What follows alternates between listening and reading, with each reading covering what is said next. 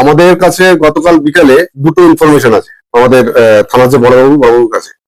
একটা হচ্ছে যে ভাদো যে ফেরিঘাট আছে সেখানে শোনা যায় যে একটা লোক মানে প্রচুর জাল নোট নিয়ে বৈষ্ণবনগর থেকে মানে এদিকে আসছে আর কি।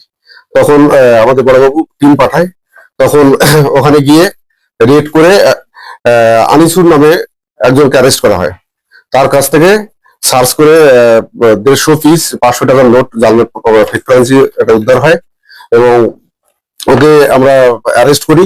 ওদেরকে মানে ওকে আজকে 5 দিনের রিমান্ড সহ কোর্টে ফরওয়ার্ড করা হবে এবং ওকে জেরা করে জানা যাবে, আরো আমরা জানার চেষ্টা করবো যে এর সঙ্গে মানে সোর্স কোথায় এবং কাকে ডেলিভারি করছে এবং এদের সঙ্গে কারা কারা জড়িত তাদেরকে আমরা এখানে অ্যারেস্ট করার চেষ্টা করবো।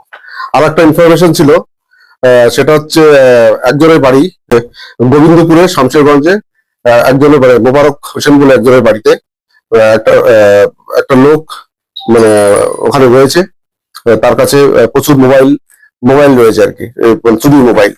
তখন ওকে সেই বাড়িতে রেড করে ওকে অ্যারেস্ট করা হয়।